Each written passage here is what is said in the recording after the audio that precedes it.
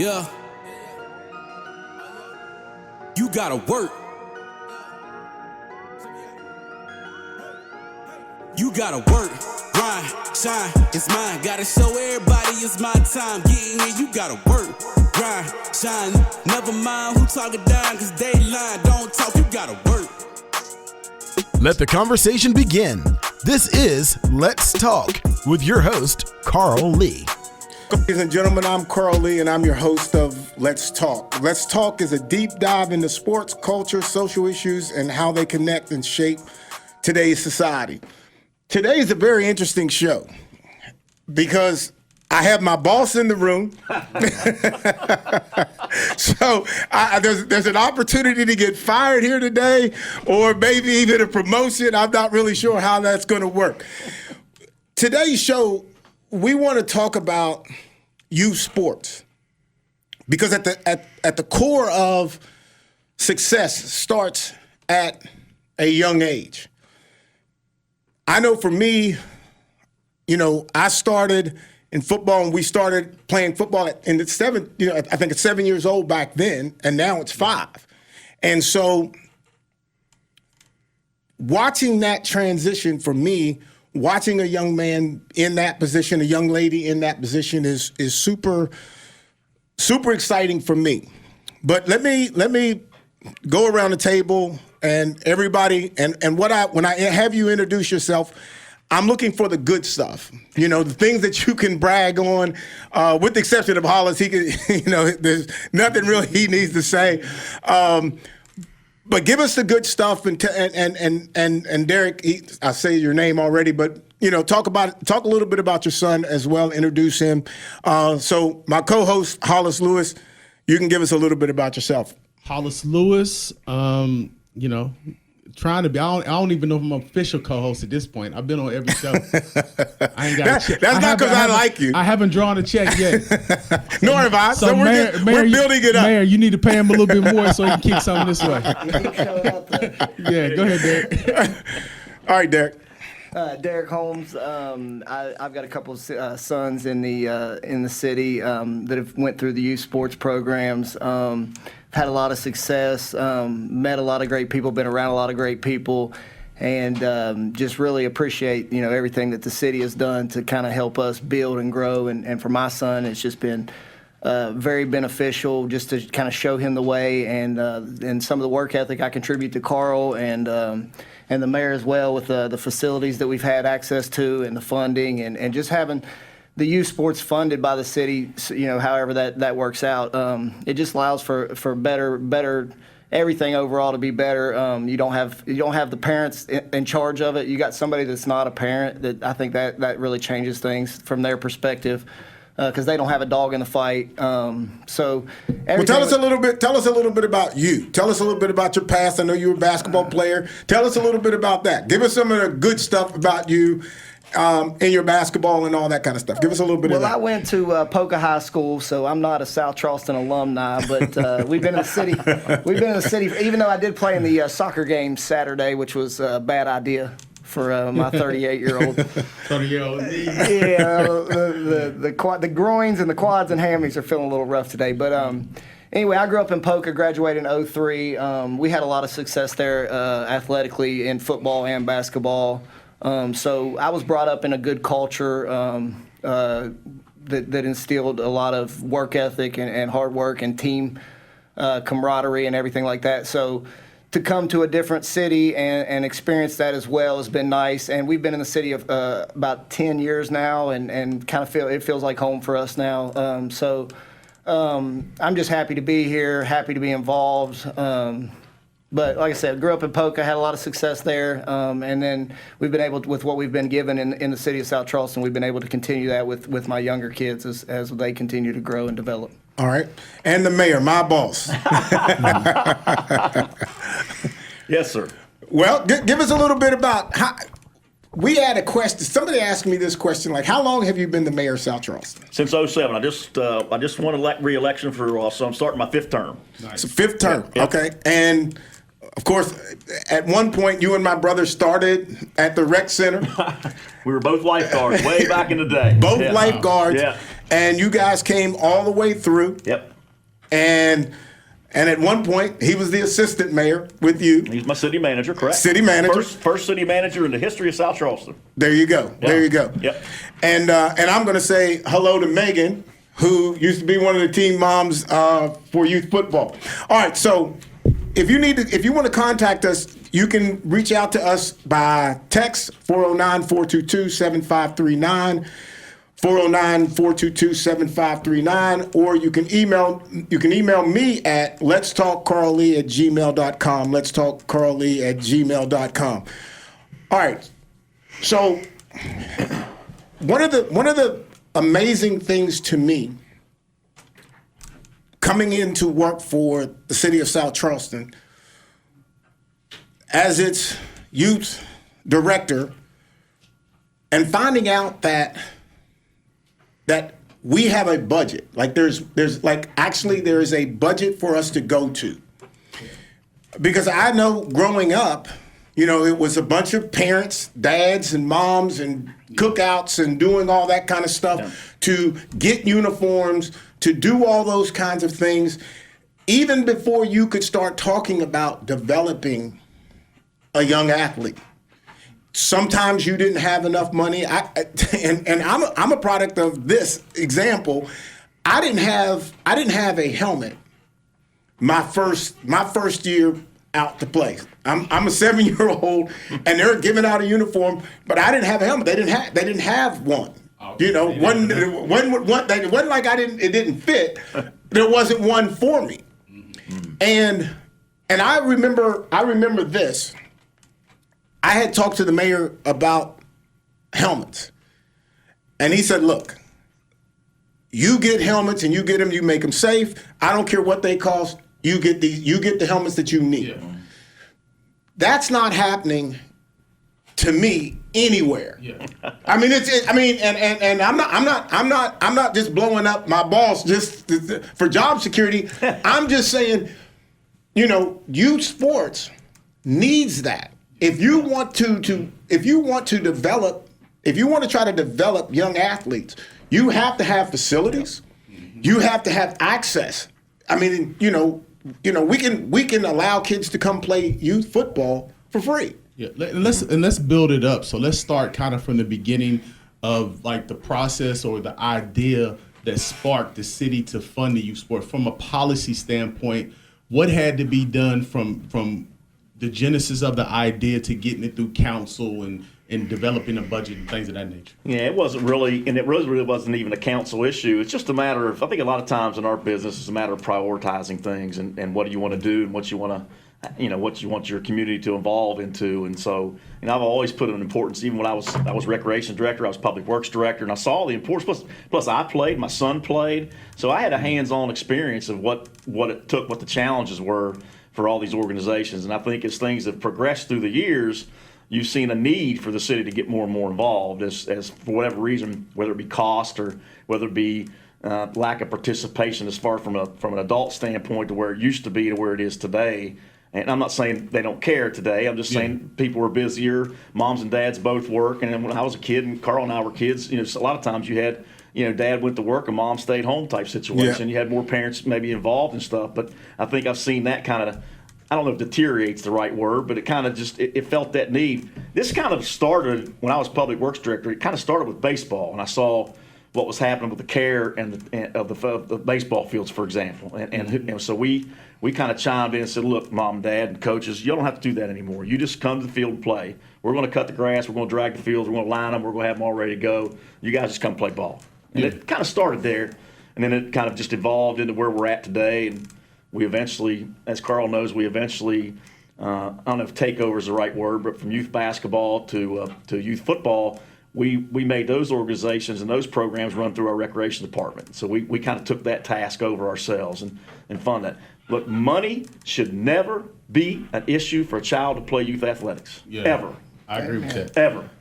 And I think that piece of it is important because I think we probably have a host of kids, not in the city, but there are a host of kids that are around in the state who don't have that access. Yeah. And if they have access to it, they don't have the access, Derrick, like you might have coming in the morning, having Kay shoot and going out on the up at the Rock and playing on the field. Like you don't like most places don't have that. Yeah. What And is it the fact that they're not focused on it, or is it just that they don't do it? I don't know. I can't really speak as to why other communities do or don't do or things like that. We're fortunate in South Charleston that we have a tremendous tax base, particularly from the business community, and so that's certainly a benefit to us as well. But look, when it comes down to what we do for a living on this side in the public sector, it's really about priority. What do you want to prioritize? What do you want to get accomplished? And what I've preached to my staff from the time I've been in office is quality of life. We're here to improve the quality of life of the people who live in our city every day. That's what we do. And this is a quality of life issue for our youth and for their families and for their moms and dads to go to the fields, to watch their kids play, to have quality facilities, to have nice uniforms, to have all the equipment you need to perform. That we want to make sure they have that. And so that's kind of why we've taken such a deep dive into youth athletics, at least for my philosophy, that is. And look, our children are our most important asset, right? So we want to take care of them. And this is not political speak to me. This is just how I feel. Look, I coached for 25 years. I've been around it. It's important. Mm-hmm. The values we teach them are important, and the things their quality of life is important. So that's kind of why I do this, Carl. That's why I think it's that important. Well, and I think, too, that when you start talking about you coached, you participated, so you get it. Yeah. You came up through the ranks. Yes. And I think I'll just say it. I'll just say it because I'll say it. I don't know if other people understand that. Other mayors, other political people, maybe they don't get it. And maybe no one has talked to them, or maybe, Derrick, to you, they don't see the benefit of a kid. I've seen Kay, I don't know, since he was 4 years old. I've watched him come through the city and become this super athlete because he had access to all of that. Mm-hmm. And to me, that's the greatest accomplishment for you as a dad to have your son to be able to do that, and then for the mayor to make that available and see it. And to me, the whole show today is truly, there really won't be a big fight. It's just simply about the reality of opportunity being created. Mm-hmm. And then someone taking advantage of that opportunity and finding success. Yeah, and I think a lot of, I have relationships with a couple mayors around the state, and I don't think it's necessarily they don't see the importance of it. I just think, number one, as Mayor Mullis stated, it's a prioritization. So they're not necessarily come up through the ranks of athletics, and they're looking at other deeper political, quote unquote, issues. So I think that it would probably take someone of influence, or someone that they trust within their staff, in order to say, hey, these are the things important, and we need to carve out a budget. So maybe we can't have the field and fund everything, but we should have some stake in it somewhere. Well, so I'll create a fight. Because it was something that you said. I'll create this fight before I go back to Derrick. It's him creating the fight. I'll take the advantage, and I'm creating this fight. So, to your point about not being involved in athletics, some of the politicians, then why do they get into politics? Why are those particular politicians getting into sports? Into the transfer, all of that kind of stuff. Why bother? If you don't really know what it is, don't get in it and mess it up. What do you mean? What do you mean? When you start talking about transfers and you make it okay to transfer and you do all these kind of things, and did you play? Do you really know what it is? That's more on a state level. That's the delegates and the senators. That's more on a state level. I get it. It doesn't matter. But you're a politician. Okay. That's getting outside of youth sports. It's outside of youth sports. Outside of that. Here's the thing. There's nothing I can say to the mayor about politics. Nothing. Yeah. Nothing. Why? I know sports. Yeah. Okay? That's it. Stay in your lane. But politics touch everything, so you can't tell a delegate or a senator or a mayor or a city council. No, I can't tell them anything. It's within their scope. It's within the realm of what they're doing. But if you're going to get into that scope, okay, talk to somebody who's in it. Okay, that's a fair point. Okay, that's that's all. Business, you have to multitask as well. You need to have a big picture. And I think a good example of that was another thing I can give you an example was not just youth. Well, it's still youth sports when you talk about high school, but when the COVID thing was going on and they let the kids go back to start playing ball again, well, guess what? They didn't allow fans, right? Yeah. So if you don't allow fans, How do you raise money? You still got to pay the officials. You still got to pay the insurance. You still got to buy the equipment. You still got to do all those things. So we recognized that, and we wrote a check to South Charleston High School and the middle school both. I think one was $35,000 and one was 15 or 17, something like that, for the middle school to make sure they could pay their expenses. So I guess the reason I'm saying that, I'm not trying to pat ourselves on the back. I'm trying to say you have to pay attention to detail. You have to understand those things. Here's what their challenges are. Yeah. They want to get back and play again, but how are they going to pay for it? Well, we were getting all this money from the federal government, all the ARPA funds, right? Yeah. All filtering down to us. Well, let's share that.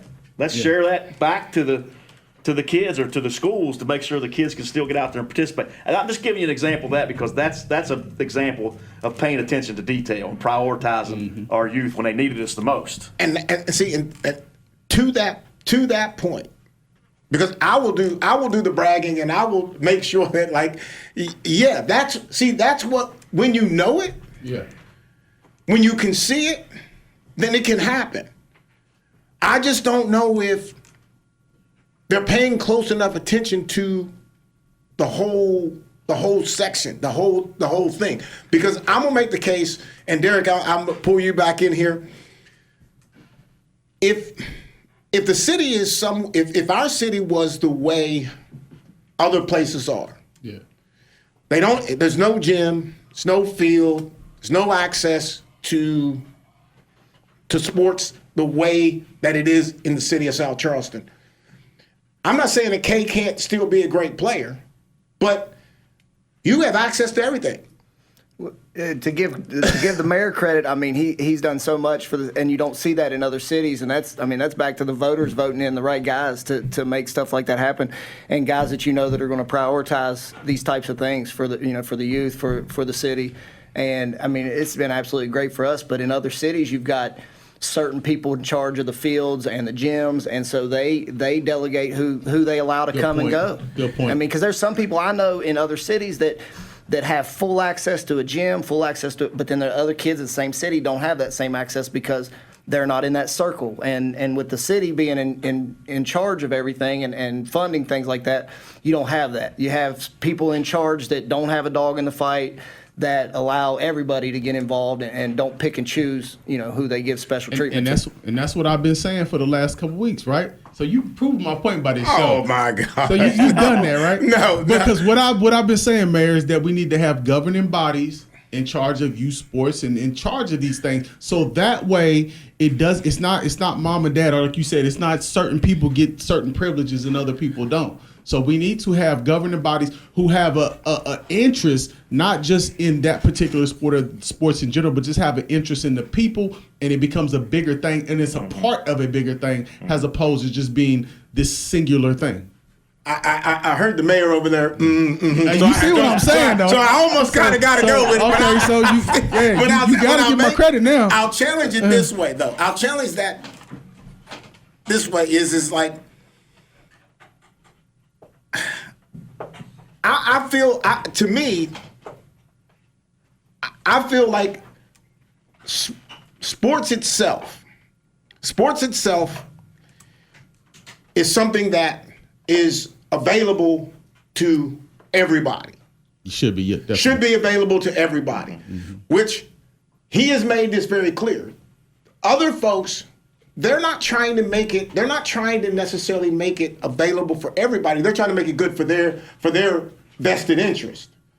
First of all, every other city, every other youth organization that I know usually charges an annual fee. So, I mean, right off the jump, you're there's some people that just can't afford that fee, and that may be causing kids that don't come out, don't try out, don't sign up. Absolutely, and again, and you know this, and I know you know this too, the mayor may have not seen this, but when you start looking around at uniforms and the fitting of helmets and that kind of stuff, that's a risk. Yeah. Like that's a legitimate risk. And like if you don't have somebody who can fit a helmet, if you're just putting somebody in a uniform because that's the one you got left.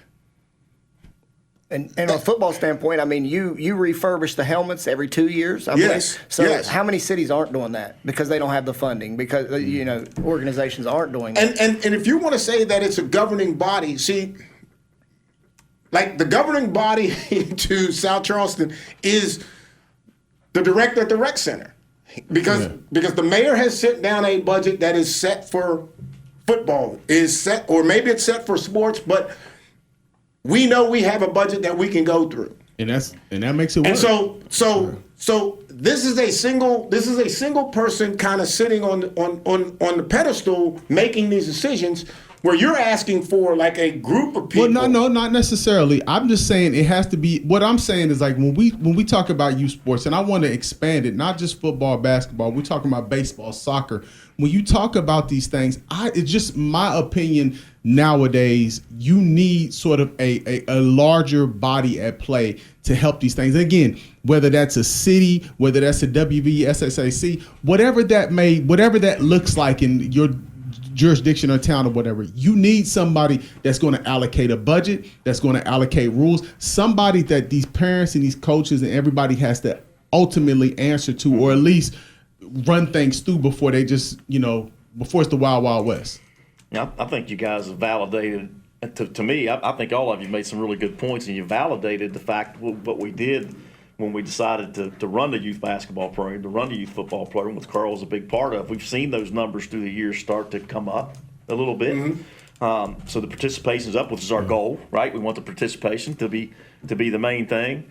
Although Carl laughs at me sometimes, I'm pretty competitive. I want to win too. But at the end of the day, it's about participation. It's about getting the kids out to play. 100%. So that's what we've done. So you validated that to me when I'm hearing you all say about us getting involved, because those two particular youth programs were on decline.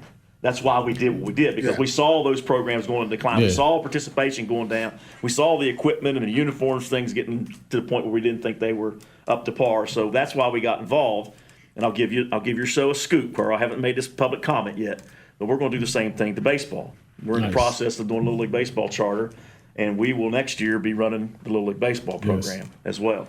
And it's not a knock on any parents involved right now. We just feel like that we saw the success of basketball and football, and we've seen baseball. The numbers go down. I think they did go up a little bit this year, but money becomes an issue when you start charging kids, families, $50 to play and $90 if you got two kids, and all that kind of stuff comes into play. $100 for a uniform. And then you got to buy their gloves and their bat. I mean, it gets costly, and so but we're not going to do that. As I said before, money should never be an issue for a kid to play youth athletics. Never. 100%. Ever. Right. I agree. Ever. And I'm gonna and maybe I heard this, and you'll clarify it.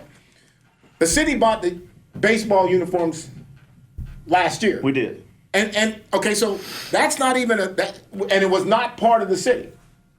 No. You guys hadn't took it over. You hadn't taken it over or anything. No, but we wanted them to lower the entry fee costs, so we offset some of their expenses so they could lower their costs to the kids. I have a quick question, just to get some perspective from my end at least. What year did you guys take over basketball and football? And cheerleading. And cheerleading, yeah. And that's not cheerleading. I'm not really sure the year we did it. It was after I was mayor. I wasn't director of public works, or I was a recreation director one time too, but I wasn't in those roles. It was when I was mayor, so it happened sometime after 2007. I'm not sure exactly when it was. I know we've been in youth sports 9 years, and I know Sean and Jacob and Carl they've been around since I've been here, so I know it's got to be at how least long more have you than been 9 with the city now, Carl? I want to say it's like about 9 or 10 years. So that's probably somewhere, maybe a little bit before that, but probably somewhere in that time frame. Well, I noticed in the 9 years that we've been here, I've seen numbers grow, and I've seen just everything involved. It's gotten better and better each year as far as. It's a big picture. It's not, you get the kids to participate. I mean, look, some people might think uniforms and equipment and stuff, particularly uniforms, maybe just a cosmetic thing. It's not a big, but it is a big deal. Definitely a big deal. It is a big deal. Definitely a big deal. Kids want to see that kind of. They like to have that nice stuff. So there is not a kid, or even an adult, who does not like uniforms. Definitely. The moment that you bring out a helmet and you show it to the parent, or you bring out a jersey and you say, these are the jerseys that we're wearing this year. Oh, Well, That's it. Carl can attest to this, and I think Hollis might be able to. I know we went to DuPont a few years back, or Cedar Grove or somewhere, and I think it was the DuPont program. I don't know what program it was, but they had T-shirts. They didn't even have jerseys. Yeah. And so, I mean, that's definitely true. That's something that we in the city of South Charleston have never had to worry about, and thankful for. And I think, and again, I think that is something that is, it's overlooked, and maybe even in the city, it's underappreciated at this point because everybody's kind of used to it. But every team doesn't have that option. And let me ask you a question. As far as like your travel, other NFL guys you talk to that run youth leagues and different things of that nature, is this the model or is this the exception from kind of what you've seen around the country? I think it's the exception. I don't, because there's one or two things. Either a group of athletes will fund something, like they may fund it themselves. Yeah. I don't think they go to the city and or work for the city to do youth sports. Got it. And where they are getting more involved is into the travel I piece. see it all the time. Professional athletes with programs. That's where the professional or former collegiate athlete that was pretty good, their focus is typically now on the travel sport. You know, and part of that is, I think, because they don't think they can get any headway into the community, the local teams, because they don't feel like the talent isn't there. That's the mistake, because it is not so much about the talent; it is about the skill set and the lessons that come with it. And the participation. The participation. Yeah. That's what matters. And I know that football numbers have kind of dropped just here recently, but that's because of the whole blow up of the league. You know, teams not wanting to play Dunbar, South Charleston, or the West Side. They blew up, and then all of a sudden now you got, like, we have a league of five teams. Yeah. You know, and it's stupid that that's taking place, but it's the reality of adults in the room wanting to play. That's what I was going to say. It's parents that run these different organizations in different areas. And imagine if we had a governing body for each one of those organizations coming together. That's what I'm saying. Imagine if it was mayors or athletic directors or park and recreation directors that's controlling this. I don't buy a board. I buy either a city who is ultimately the oversight of it, because we all know if you put it into the coaches' hands or the presidents of these organizations, we already know what we're going to get. Yeah, I don't mean that. I mean like the officials. That's been the board. That's what I'm saying. And that has been to the go. board. But what I'm saying, the board is now comprised of mayors or athletic directors or park and recreation directors that work at a city level. Now the interest isn't so much my team winning or I'm this great coach. The interest is the city kids are participating against other kids from other cities, counties. So I think that's where we have to go with this. And I think South Charleston is probably the perfect model into what needs to happen moving forward with all other city and all other youth athletics. And I'm talking about not just football, basketball. I'm talking cheerleading, soccer. Everything needs to be under one roof for that particular city. So that way we can get people we can get the mayors and the big dogs in the room, for lack of better words. And maybe that's something that could be possible to because if we don't, middle school and high school ultimately are going to be the ones who are going to suffer. 100%. You know? So, all right, let's take a break. If you want to email me, let's talk at carllee@gmail.com, or if you want to text 409-422-7539. All right, we'll be right back to talk to you again. You're listening to Let's Talk with Carl Lee. Sponsorship opportunities are available. Email letstalk@promessage.com or call 304-342-8131. For more information, visit WCHSnetwork.com/Let's Talk or like us on Facebook. Let's Talk with Carl Lee. Now, back to the conversation. All right, ladies and gentlemen, we're back with Let's Talk, and we're talking about youth sports and the importance of it. And Hollis has got us into this committee or board trying to get us a board. No, we already but, here.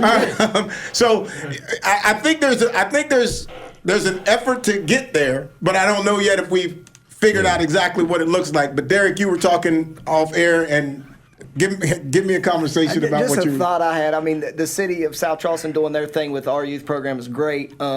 But what if there was a governing body, just say over the county, or Hollis mentioned regions, that each youth, let's just use baseball as an example, each youth Little League baseball program had to report to and send their budget through, and that way that there was somebody overseeing, just like we have in high school or middle school, in the school sports, where there's somebody that they have to answer to, and there's repercussions and consequences for any kind of misconduct. You're getting. I think that idea. You're getting back to. You're rolling it back to basically where they are right now. To be honest with you, so we as the city of South Charleston, we have an obligation to take care of the taxpayers and their children of our community, and so that's who we're going to focus on, because that's our job. Our job is to provide services for the people who live in our city, that pay the fees and taxes to our city. So when I look at our youth athletic program, I'm certainly not going to give up the budgeting or let somebody else control the scheduling, budgeting of our facilities and our dollars. You know what I mean? And I'm going to keep that here in-house with us, because we feel like nobody can do it better than we can and that for makes our sense. kids. Yeah, that makes sense to me. And I'm sure other people feel the same way. And then what happens if the city of South Charleston's budget is $25 and Dunbar's $5 and somebody else's is $15, because we already get, whether or not the mayor knows this, we always get, oh, it's South Charleston. We already know they got all the money. They're gonna. This is. I mean, that's the thing. Oh, But I think and I'll ride with you here. That's an unfair argument, because I think, just to the mayor's point, it's not necessarily the money, because I think you can always find the dollar somewhere. Oh yeah. It's just about the prioritization, and I think it's just important. And I think, again, either other cities. I'm not going to say it's not important. They're just not their focus. And I'm sure if it was their focus, or if they had somebody who because I think what happens a lot of times is, like, somebody just doesn't make the ask, right? So if you have a city and nobody's asking those officials, or nobody asking council to say, hey, man, why don't you guys allocate XYZ dollars to youth sports? So I would make the argument for you that that's not a fair argument that people have. Well, and I do know somebody that did try to make that move to see if they could get city funding. Yeah. I think they got funds, but they didn't get funding. You know what I'm saying? Like, but you got to start. Well, yeah. But I don't think that is. Now, with that being said, I'm not sure that that's happened since the ask. Yeah. I don't think that. Like, I was just talking to the assistant director Jacob today, and we were talking about. We needed a few helmets, and then we had some shut helmets that we thought were too heavy. And we're talking about buying some new helmets, and with, without any kind of like hesitation of like, oh gosh, do we have it in the budget? Will it fit? That is not an issue. And I think of all sports, you cannot save money in football. You can't save money in football. It's too dangerous. Yeah. It's too risky to save money. So if you're going to decide to take over a program, as the city of South Charleston has created the model structure, you can't imagine when somebody's telling you buy the best helmets, the safest helmets that you can buy. And then, so for me, my responsibility, and Derrick, you know how I am about it, I am trying my best to fit that helmet to the best of my ability, because I already know the helmet's good. Yeah. If I just throw a helmet on a kid's head, I have destroyed what the mayor's intent was. Yeah, but I think to the other communities, again, it may not be to what the level South Charleston's at, but you have to start somewhere. And I think that's the most important part, is just to start. I'm not blaming them. You know what I mean? I'm not blaming them. I'm just saying But you can't I can't look at South Charleston and get frustrated because that's what y'all got. I gotta focus on what we have in our community. I gotta take those dollars and I gotta make the best of the abilities of those dollars. So what I'm saying is that because I think the frustration starts because, well, man, my city only gave me $10,000. Well, they only gave you $10,000 this year. So if you do good with that, you're a good steward of that, then it can grow and build, and you can start to match funds and different things of that nature. So I can't get focused on what South Charleston do other than just trying to implement the model. I'm not asking you to get, because I don't ask people to get focused on South Charleston. But they do. They're focused. You know what I'm saying? What am I supposed to say?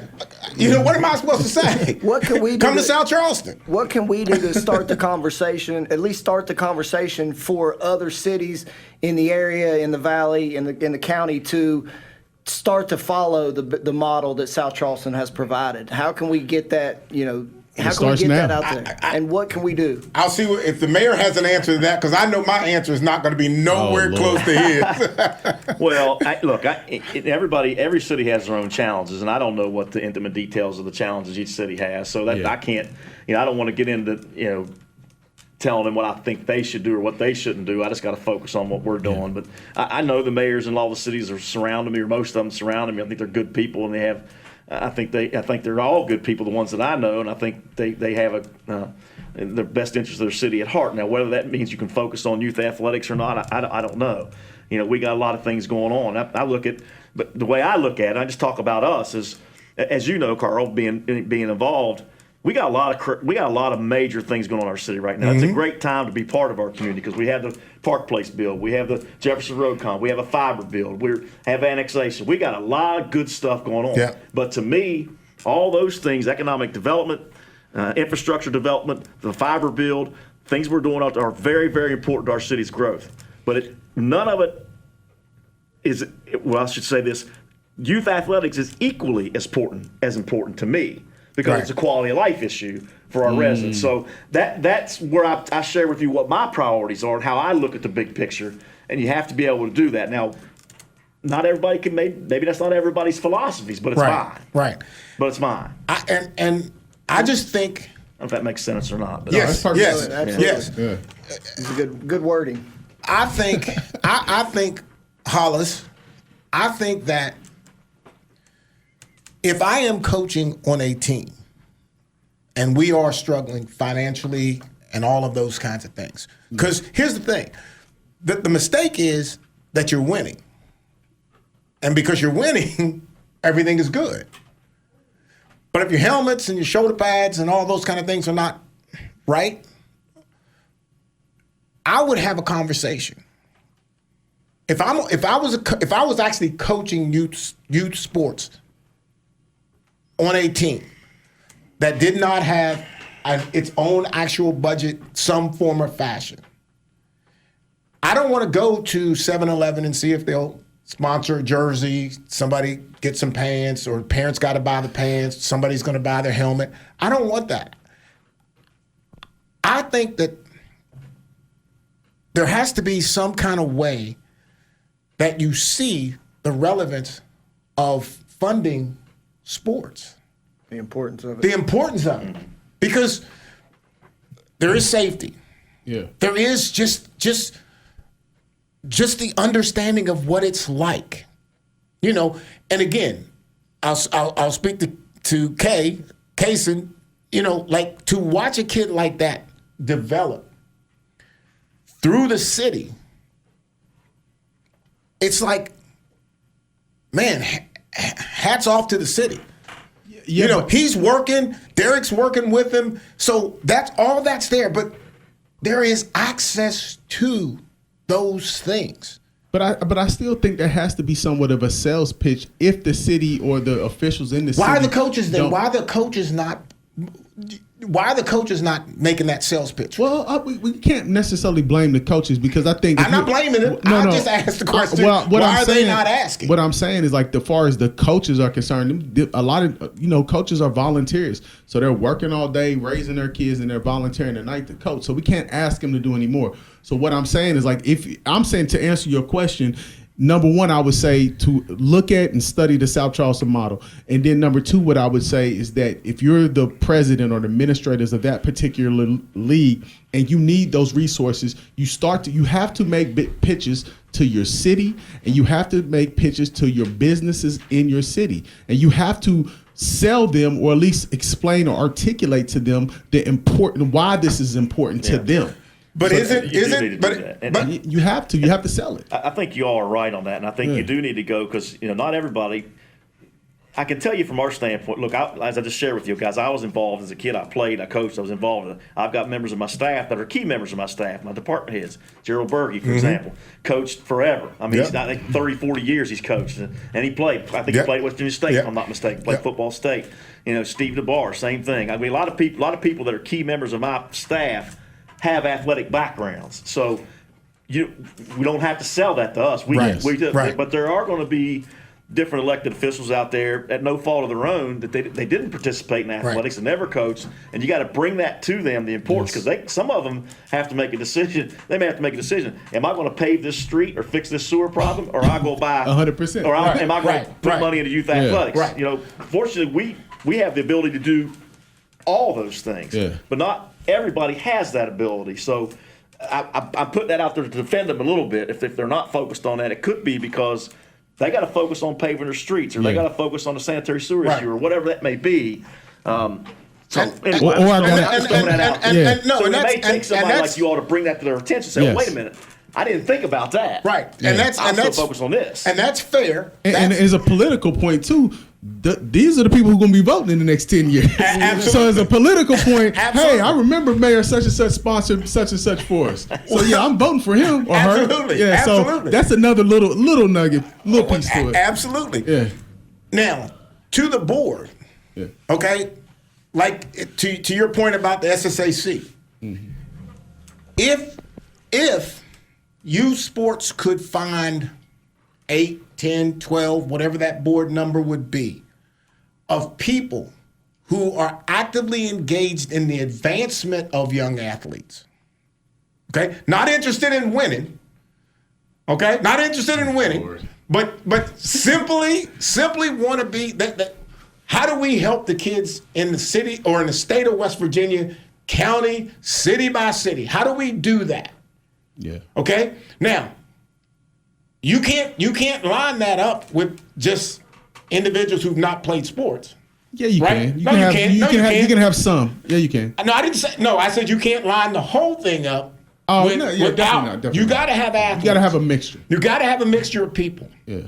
So, for whoever's out there that's listening, to me, the way you could do that is you get a committee and say, what is best for our young athletes as a whole in the state of West Virginia, in the city of Charleston, whatever. And you say, well, sports does this, and that, and this would be really helpful. Cheerleading's available to the girls. If we can get these kids into that, we get them off the street, we get them started in a positive direction. So now you go to the Board of Education, you go to the school systems, you go to where the money is, and you say, look, this is what we think would advance our youth.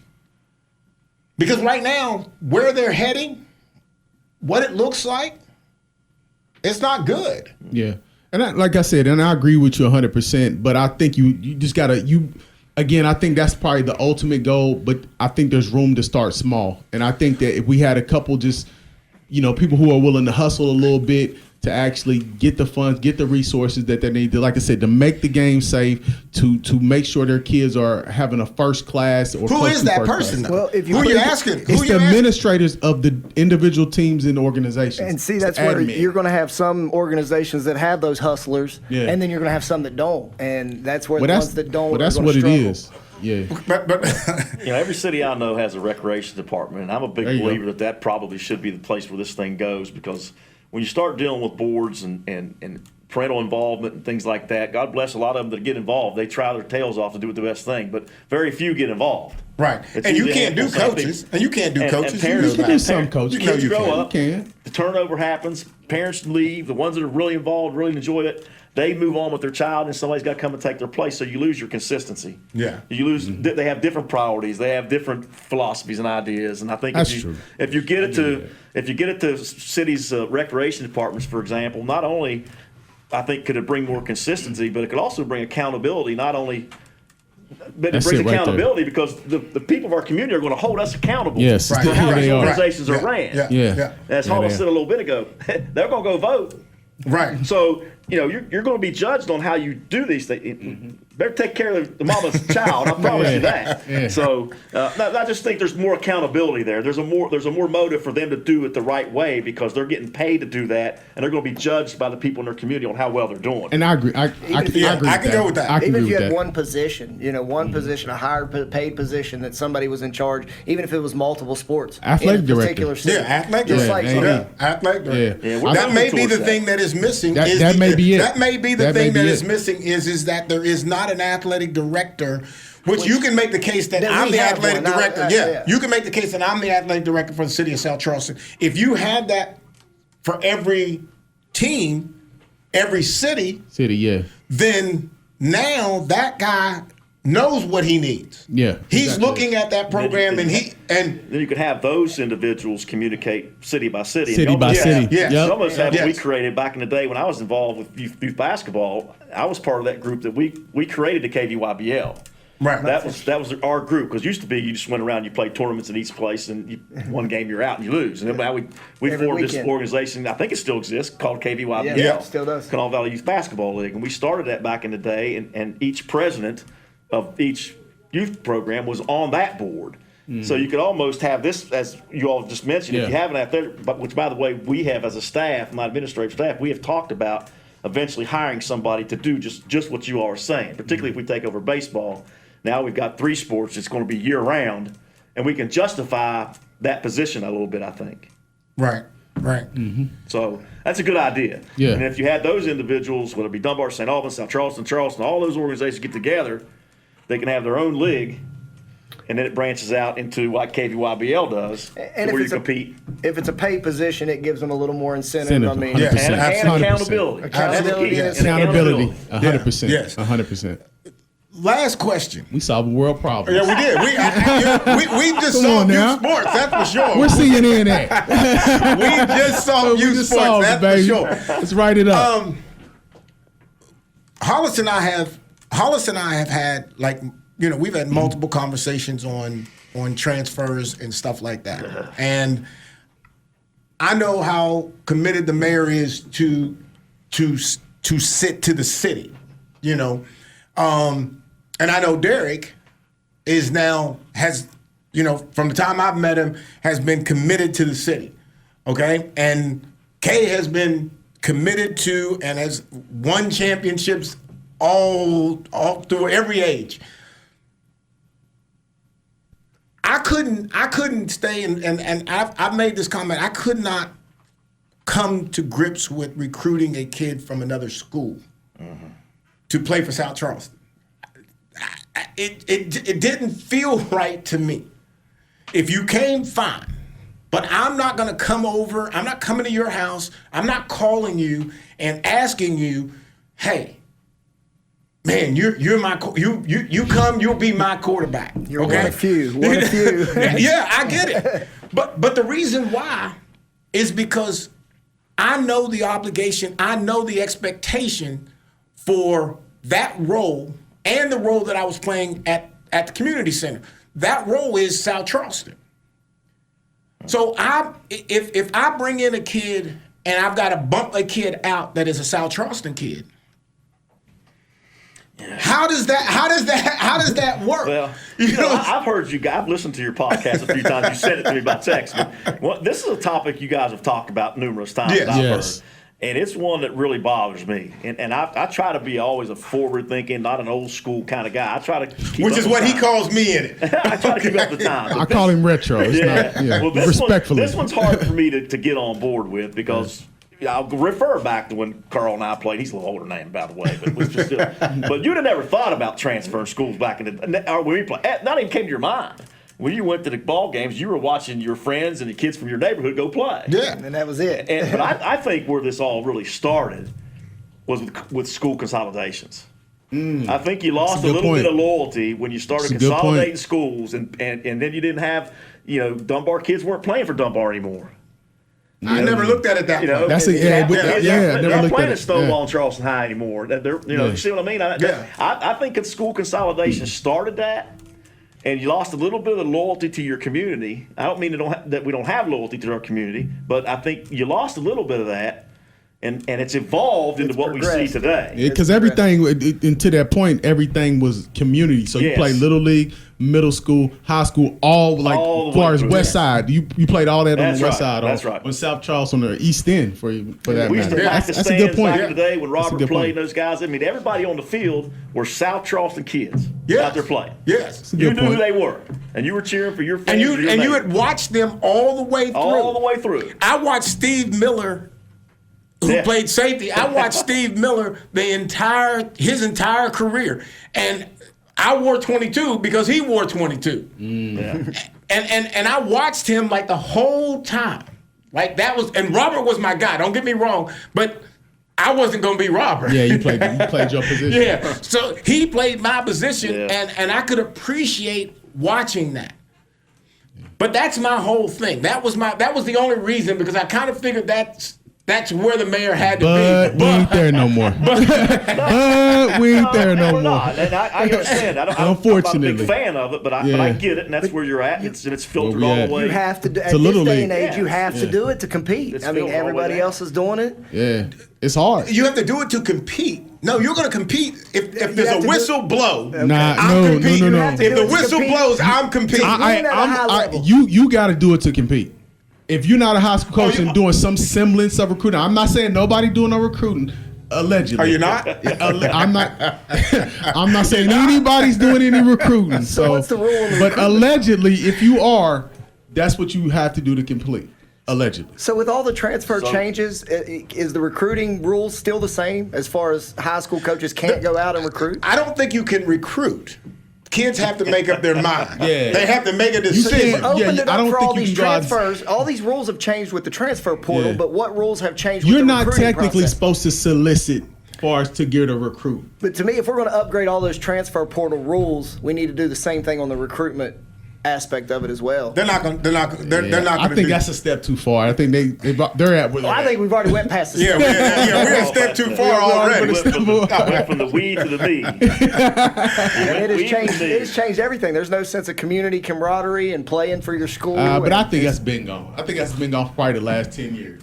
And I think it started with Yeah. my generation. I think the consolidation of schools was a good point. Yeah, And then with definitely. our generation, it kind of got to be where you were moving and using addresses here and there, and it started Because it there. starts in does. youth sports. So I we've mean, lost that. I tell you know? my staff all the time this definition. I'm a big quote guy. I've got a list of quotes on my phone. I kind of live my life by. But the definition with it was individual commitment to a group effort.